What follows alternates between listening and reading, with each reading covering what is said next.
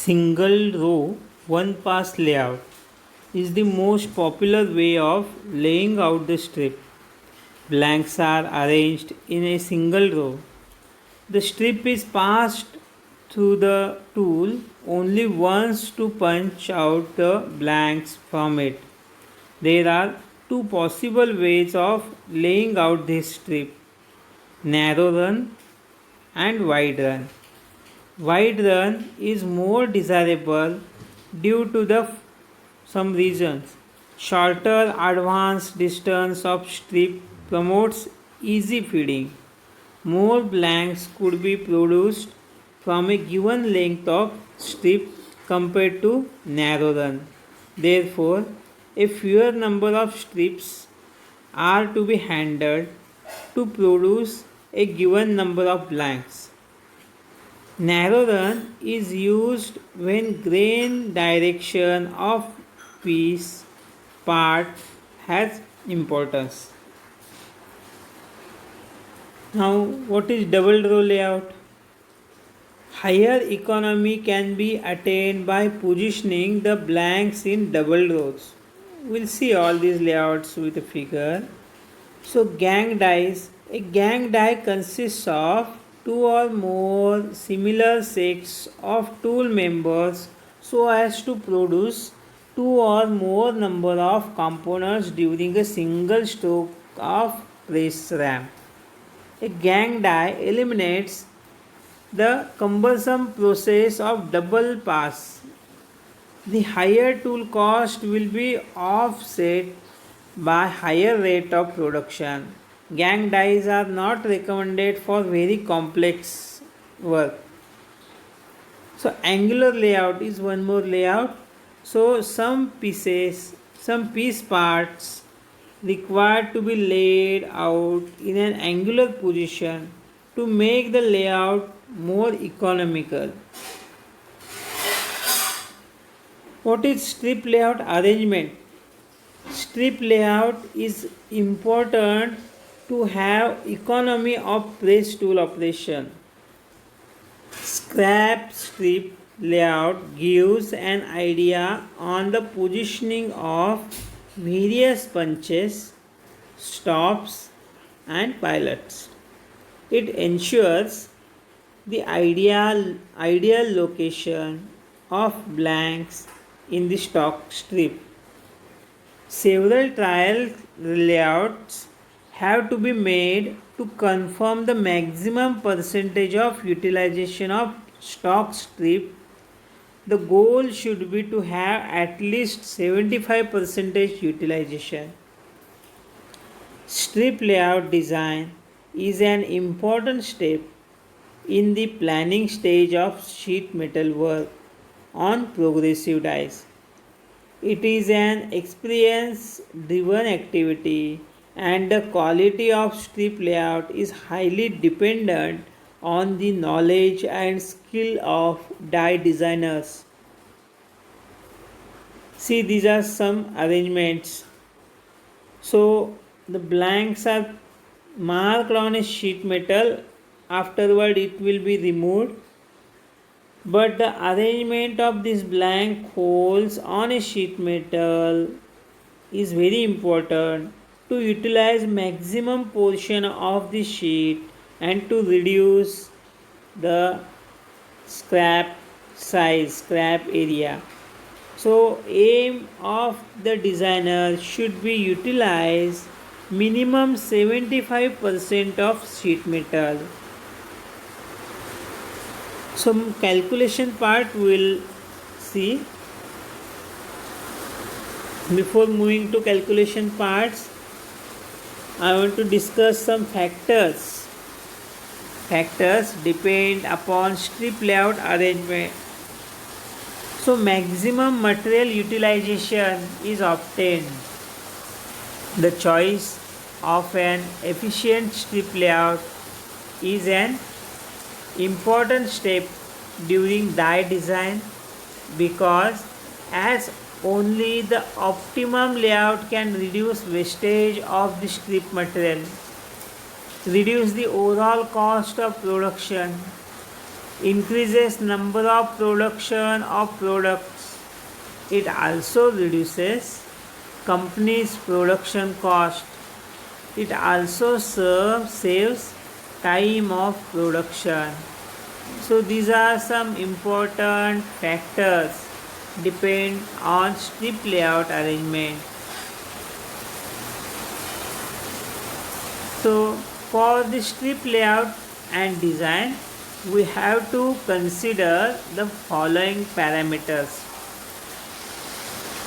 Initial consideration is for calculation net weight of the component, then gross weight of the component, metal loss, percentage metal loss, cutting force, press capacity, press tonnage, and die cavity. So we have to consider all these parameters.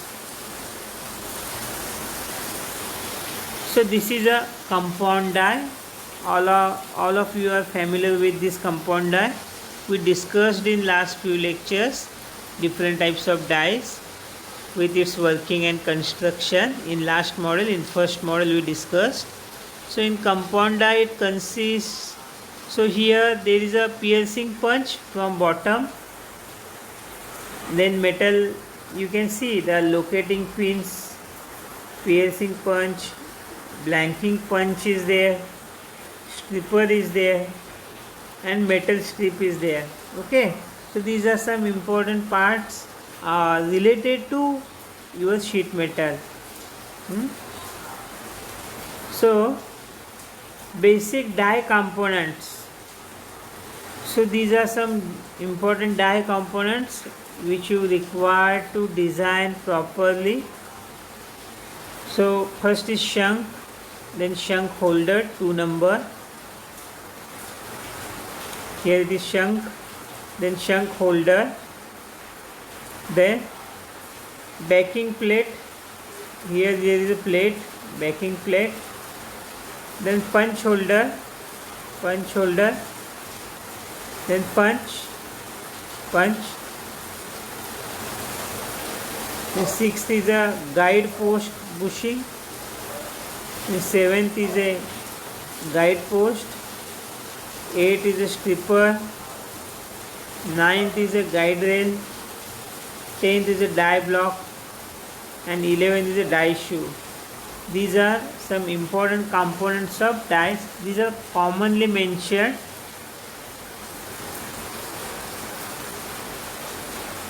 Then parts of compound tool. Compound tool also consists these different parts. So here some pins, down pins are there. This shank, then hexagonal socket, handle, bolt. Then some holders are there, guide bush is there, the packing plate is there, hole punching punch is there, outer shape forming die plates are there, movable plates are there. So these are part details of compound tool. It is a compound tool. At the end there is a stripper bolt, then die holder, guide post, and bottom die punch plates are there.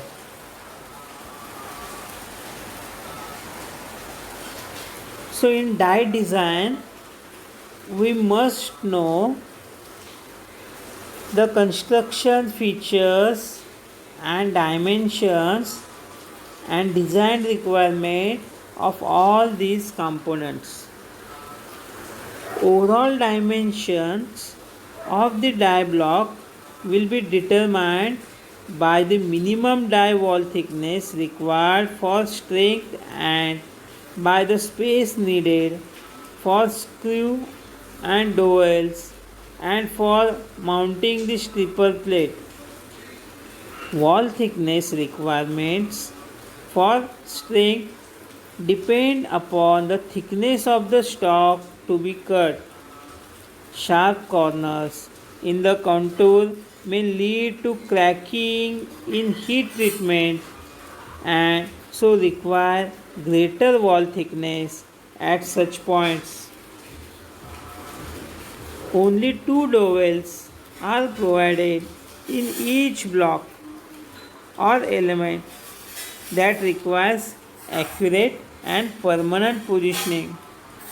These should be spaced as far apart as possible for maximum locating effect, usually near diagonally opposite corner. So this is about die design. The screws and dowels are preferably located about 1.5 times their diameters from the outer edge or blanking contour. Very thin material 12.7 mm is sufficient, but except for temporary tools, finish thickness is seldom less than 22 mm, which allows for blind screw holes. Hmm? If material is very thin, then you can use, but it should be less than 22 mm. So this table shows stock thickness and die thickness. If stock thickness is 2.5 mm, die thickness per turn should be 0.8 mm. If stock thickness is 25.4 mm, means 1 inch, so die thickness should be 5.1 mm. So this is table shows a die thickness square mm per stock thickness. So die thickness also calculated according to the blank required.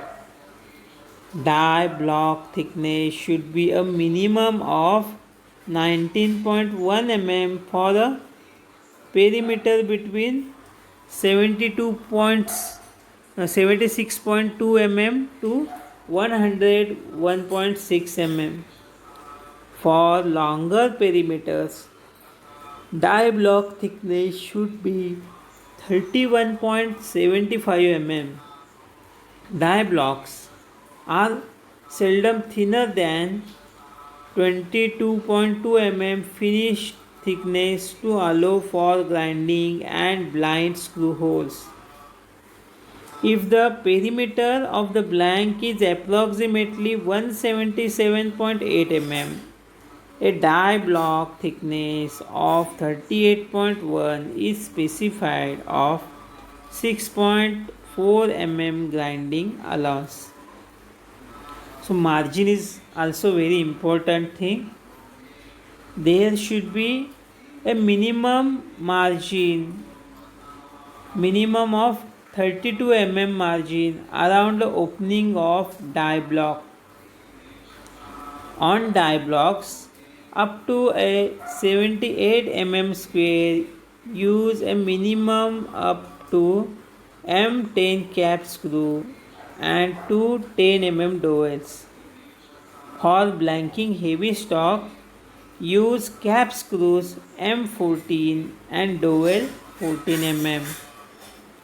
Die must not, if special alloy steels are used, then die thickness can be decreased.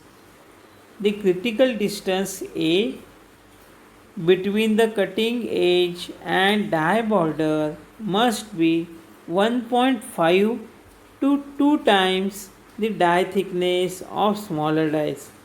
But for larger dies, it may be 2 to 3 times be thinner than 7.6 mm. So clearance is generally taken as 10% of the strip thickness, such as if the thickness is 1.64, then clearance should be 1.64 into 10, that is 16.4 each side. If the blank is to be size of die, then clearance is given on the punch. So punch dimensions The determination of punch dimensions has been generally based on practical experience. So, we'll discuss all these things in detail in upcoming lectures. Then, how to decide these values? If we consider any simple example, then you can easily understand. So now we'll move to the next important part, that is economy factor. Economy factor. Stock material conservation is a decisive factor in means should be tried to attain this without sacrificing the piece part. Economy of any strip layout is percentage is found out by the following formula. Economy factor E in percentage equal to area of the blank into number of rows into 100 divided by width of strip into pitch. A minimum economy of 60% should be aimed. The position of blank in the strip decides the economy factor. See, note down this formula properly. Economy factor. The designer should try out every possible means to attain minimum 60% usage of any strip. It will be better if you attain 75% without sacrificing the accuracy of piece part. Economy factor equal to area of the blank into number of rows into 100 divided by width of the strip into pitch.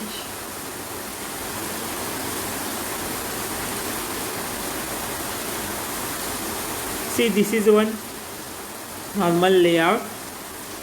Here the circle is blank hole, it is useful product which is removed, and the remaining portion you can see, so that should not be more than 40%, it should be less than 40%, the wastage should be less than 40%. So some dimensions are given: front scrap, back scrap, front scrap, back scrap, scrap bridge. So total volume of this scrap, it should not exceed 40%, means utilized product, it should be more than 60%. Also, to perform this operation safely and uninterruptedly without failure, so this front scrap size means margin, or the spacing, or the pitch means number of jobs, or the distance between two consecutive jobs, that is pitch, it should be properly calculated. It is required to be calculated, and you have to decide a single row or double row, or along the width or along the length. So all these things you have to calculate and consider for smooth operations. So some terms are there we are used in strip layout. See, pitch is there, scrap bridge is there, back scrap is there, front scrap is there. Now we will see these terms. So pitch is a distance between two consecutive operations on a strip. Scrap bridge, this is the portion of the material remaining after blanking operation between one edge of the strip and the cut-off portion. The portion of material remaining between the two adjacent openings after blanking is also called as the scrap bridge. Front scrap. This is the scrap bridge on that edge of the strip which is towards the operator. And back scrap means this is the scrap bridge on that each of the strip which is away from the operator. Okay guys, this is about today's lecture. Okay guys, this is about today's lecture. Today we discussed different tools and some important things in strip layout and the economic factor of strip layout. Also some important definitions and parameters in designing of strip layout. If you have any doubt, you can ask me. Also, we'll continue the same model and the next portion in next lecture. Thank you very much. You write your roll number and a name in chat box so that you will get your attendance. Thank you very much.